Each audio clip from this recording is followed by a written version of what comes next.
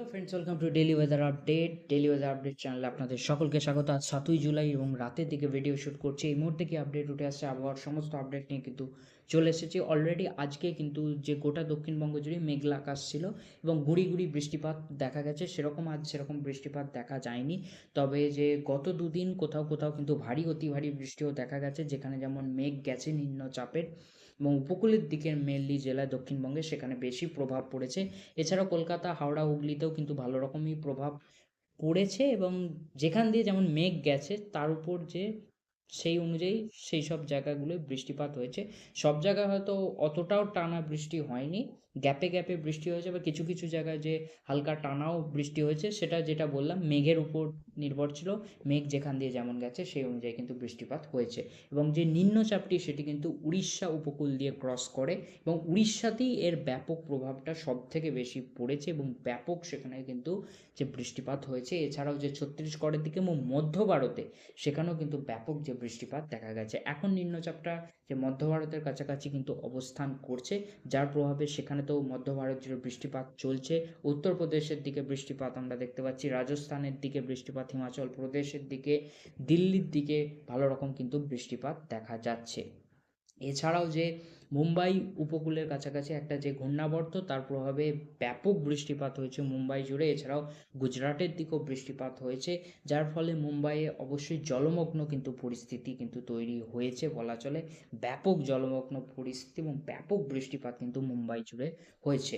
এবং যে নিম্নচাপটি এখানে উড়িষ্যা উপকূল দিয়ে ক্রস করেছিল তার প্রভাবে আপাতত দক্ষিণবঙ্গ যে কম বেশি বৃষ্টিপাত হয়েছে। এছাড়াও ঝাড়খণ্ডের দিকেও কম বেশি বৃষ্টিপাত হয়েছে, ছত্তিশগড়ের দিকেও বৃষ্টিপাত হয়েছে এবং বাংলাদেশের দিকেও এর কিন্তু কিছুটা প্রভাব পড়েছে। সেখানেও কিন্তু ভালো রকমই কোথাও কোথাও যেমন যেখানে মেঘ যে তৈরি হয়েছে, যেখানে যেমন মেঘ গেছে সেই অনুযায়ী কিন্তু ভালো রকম বৃষ্টিপাত হয়েছে।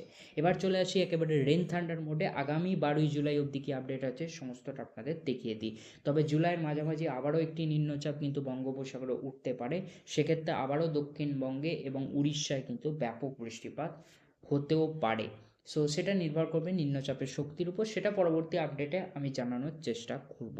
এখন আপাতত 12ই জুলাই অবধি আপডেটটা দেখে নিই কেমন কি বৃষ্টির সম্ভাবনা থাকছে। 8 তারিখেও কিন্তু দক্ষিণবঙ্গ জুড়ে কিন্তু বৃষ্টির সম্ভাবনা থাকছে এবং উত্তরবঙ্গে কিন্তু বৃষ্টি বাড়তে কিন্তু দেখা যাচ্ছে। 8 তারিখেও কিন্তু দক্ষিণবঙ্গেও সম্ভাবনা থাকছে, যদি ঠিকঠাক মেঘ ওঠে সেক্ষেত্রে কিন্তু বৃষ্টিপাত হবে। তবে উত্তরবঙ্গে 8-9 তারিখ কিন্তু মারাত্মক বৃষ্টিপাতের সম্ভাবনা এখানে আমরা দেখতে পাচ্ছি। বিশেষত উত্তরবঙ্গের উপরের দিকের জেলার দিকে, এখানে আলিপুরদুয়ার, এদিকে শিলিগুড়ির দিকে কিন্তু, এছাড়াও যে বাকি উত্তরবঙ্গের সমস্ত জায়গাতেই কিন্তু ব্যাপক বৃষ্টিপাত, গোটা উত্তরবঙ্গ জুড়েই ব্যাপক বৃষ্টিপাতের সম্ভাবনা উঠে আসছে। অর্থাৎ উত্তরবঙ্গে আবারও কিন্তু বৃষ্টির দাপট বাড়বে। আমি এখানে ট্র্যাকটা এগোই, সো দেখতে পাচ্ছেন উত্তরবঙ্গে বৃষ্টি পাচ্ছে, দক্ষিণবঙ্গেও কিন্তু যে ভালো রকম বৃষ্টিপাত, এখানে ভারী অতি ভারী বৃষ্টিপাত কিন্তু দেখাচ্ছে। তবে উত্তরবঙ্গে মারাত্মক প্রবল বৃষ্টিপাতের সম্ভাবনা উঠে আসছে 8-9 তারিখ। এবং এখানে 10 তারিখ আমরা যদি দেখি, 10 তারিখও দক্ষিণবঙ্গেও ভালো রকম বৃষ্টিপাত, উত্তরবঙ্গেও সম্ভাবনা থাকছে। বাংলাদেশের দিকেও কিন্তু ব্যাপক পরিমাণ যে বৃষ্টিপাত, সেখানেও কিন্তু এখানে বাংলাদেশের দিকেও যে ব্যাপক বৃষ্টিপাত দেখা যাচ্ছে। উড়িষ্যার দিকেও কিন্তু যে কম বেশি হালকা বৃষ্টিপাত দেখা যাচ্ছে। এদিকে মধ্য ভারতের দিকে তো ব্যাপক বৃষ্টিপাত।